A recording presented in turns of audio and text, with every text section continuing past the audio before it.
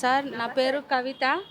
నేను దుర్గానగర్ అంబర్పేట దుర్గానగర్ నుంచి ఇక్కడ వచ్చినాం సార్ దగ్గరికి. మాకు గత 30 సంవత్సరాల నుంచి మేము అంబర్పేట అలికేప్ చౌరస్తా కాడ ఉంటున్నాము. మాకు 4వ తరం ఇప్పుడు.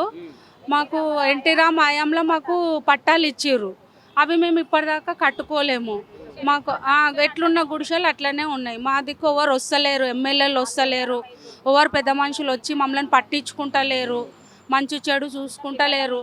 ఏమైనా బ్రిడ్జ్ కోసమే వస్తుర్రు, చూసుకుంటుర్రు, వెళ్ళిపోతుర్రు. మా చిన్న చిన్న పిల్లలు ఉన్నారు, మేము ఏం చేయాలి, ఎట్లా చేయాలి? అందరికి డబుల్ బెడ్రూమ్లు వస్తున్నాయి. మాకు ఇప్పుడు 52 పట్టాలు ఉన్నాయి. అయితే ఇప్పుడు ఒక నిమిషం, మాకు 52 పట్టాలు ఉన్నాయి. 52 పట్టాలు ఉన్నాయి. మేము కోరుకునేది ఏంటంటే, మేము ఏడైతే ఉన్నామో మాకు 52 ఇండ్లు మాకు అక్కడ కట్టియండి. గదొక్కటే నేను కోరుకునేది, ఇంకేం లేదు. గుర్తించట్లేదు. కాంగ్రెస్ ప్రభుత్వం అన్న మమ్మల్ని గుర్తించి మాకు అక్కడనే ఇండ్లు చేసి మమ్మల్ని అక్కడనే ఉండేలాగా అక్కడనే స్థలించి మాకు ఇందిరమ్మ ఇండ్లు కట్టిస్తారా, డబుల్ బెడ్రూమ్ కట్టిస్తారా, ఏం కట్టిస్తారో కానీ మేమైతే అక్కడనే ఉంటాం. అక్కడికి అయితే వెళ్ళిపోం. ఏమొచ్చినాయి సార్? వచ్చినాయి కానీ అవి కరెంట్ ఒకటే వచ్చింది. కరెంట్ ఒకటే వచ్చింది.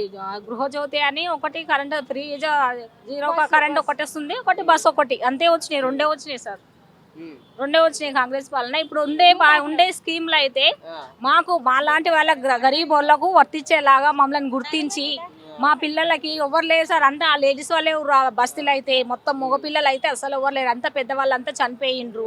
అంతా ఇప్పుడు చిన్న చిన్న పిల్లలే ఉన్నారు.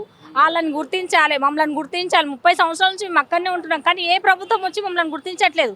ఎన్టీ రామారావు ఉన్నప్పుడు ఆయన ఇచ్చిపోయింది పట్టాలు, అంతే ఇచ్చి 4 తడకలు వేసి ఇచ్చి వెళ్ళిపోయింది, అంతే ఆయన చనిపోయింది. మాకు పట్టా మీద 37 గజాలు ఇచ్చారు.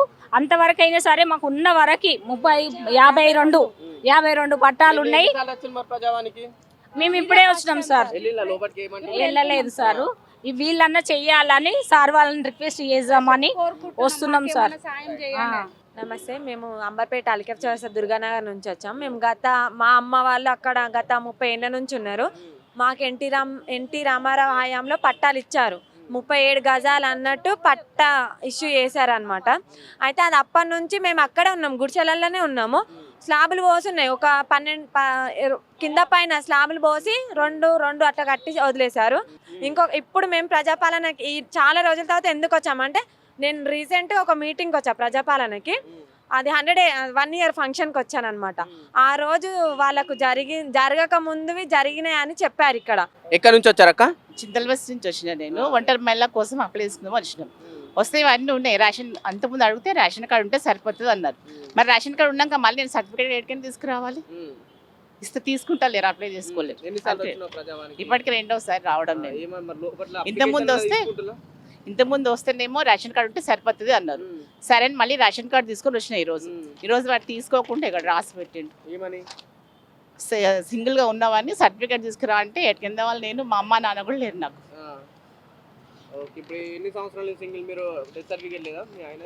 మా ఆయనకు అది అన్మ్యారీడ్. ఇగో రేషన్ కార్డు ఉంది కదా, ఉన్నాక ఇంకా ఎందుకు మరి? ఎట్లుంది మా ప్రజాపాలన? ఎట్లుందంటే లోపల ఏం నడుస్తుంది, అందరికి ఏం చేస్తున్నారేమో తెలియదు.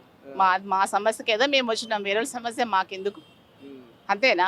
వాళ్ళు పట్టించుకోవాలి. వాళ్ళు పిలుస్తున్నారు, మళ్ళీ ఇక్కడ వచ్చిన తర్వాత ఇట్లా క్యాన్సిల్ చేస్తే ఎంతవరకు కరెక్ట్? అది కరెక్ట్ రెస్పాన్స్ ఎవరు ఇస్తలేరు. అందులో కరెక్ట్ గా రెస్పాన్స్ ఇస్తలేరు. ఏం ఎవరు కలుస్తున్నారో మాకు తెలియదు, కానీ నేను ఎవరిని అడిగినా అక్కడ వెళ్ళాడుగు ఇక్కడ వెళ్ళాడుగు అనేసి అంటున్నారు. ఎవరు సరిగ్గా రెస్పాన్స్ ఇవ్వకపోతే ఏం చేస్తాం? ఇంకా మేము వెళ్ళిపోతున్నాం. ఇంకా